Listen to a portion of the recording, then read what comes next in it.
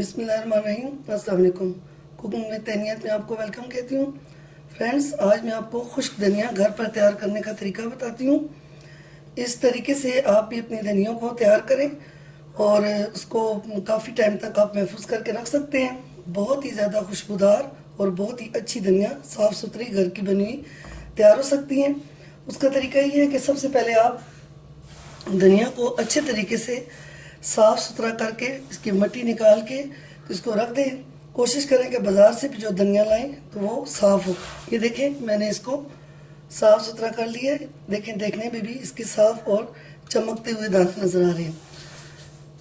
अब इसको साफ़ करने के बाद अगर आपको ज़रूरत पड़े, बहुत ज़्यादा गंदी हो धनिया, तो फिर आप इसको हल्का सा धो लें और फिर इसको अच्छी तरह खुश्क कर लें। खुश्क करने के बाद फिर अब आप इसको क्या करेंगी कि एक देचके को चूल्हे पे रख दें खुले से। मैं आपको फिर बताती हूँ कि किस तरीके से आपने इसको ब्राउन करना है।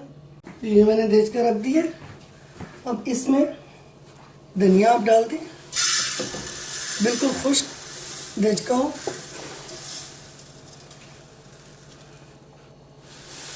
इस तरीके से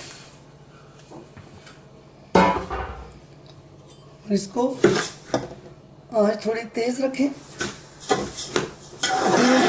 5 मिनट तक आप इसको मुसलसल चम्मच चलाते रहें। जब हल्का सा इसका रंग चेंज होगा और खुशबू आने लगेगी तो फिर आप इसको तब उतार दें। इस तरीके से ये देखें।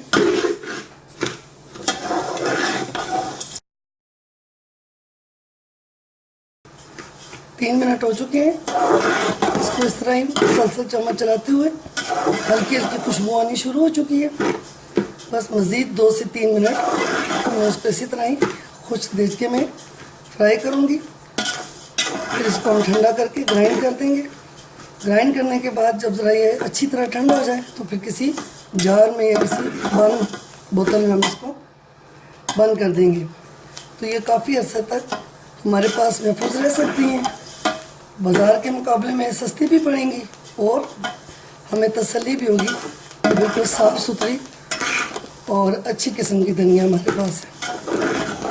इसको हम खुद तैयार कर सकते हैं।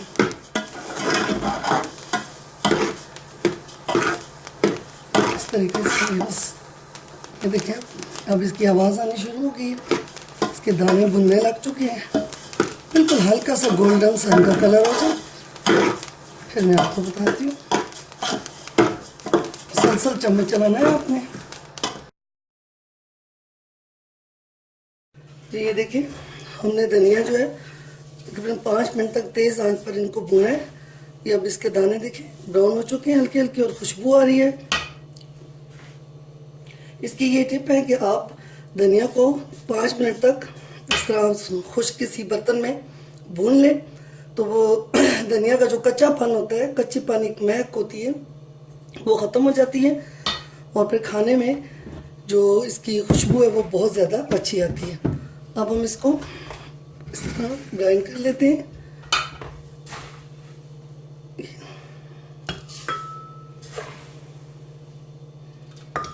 गरम गरम ही आप कोशिश करें कि इसको ग्राइंड करें तो बहुत अच्छी तरीके से ग्राइंड होती है।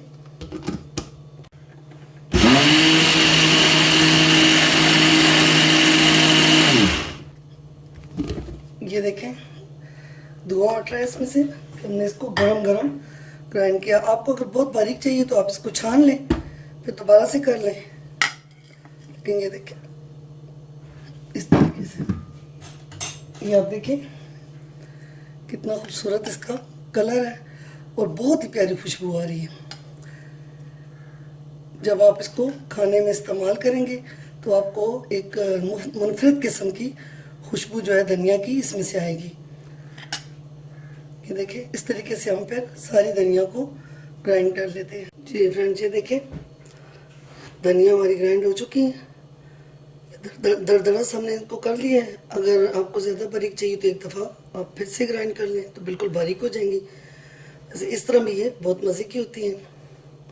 तकरीबन 1 किलो के करीब मैंने जो धनिया है वो ली है, तो आप जितनी मर्ज़ी ले लें। इस तरीके से उनको आप ब्राउन करके जब ग्राइंड करके रखेंगी तो वो काफ़ी अर्से तक ख़राब भी नहीं होंगी और उनकी खुशबू भी जो है वो बरकरार रहेगी।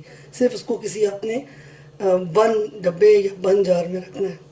उम्मीद है कि आपको मेरी ये वीडियो बहुत ज़्यादा पसंद आई होगी, तो मेरे चैनल को ज़रूर सब्सक्राइब कीजिएगा और अपने फ्रेंड्स के साथ भी इस अच्छी टिप को शेयर कीजिएगा। अब मुझे इजाज़त दें। अल्लाह हाफ़िज़।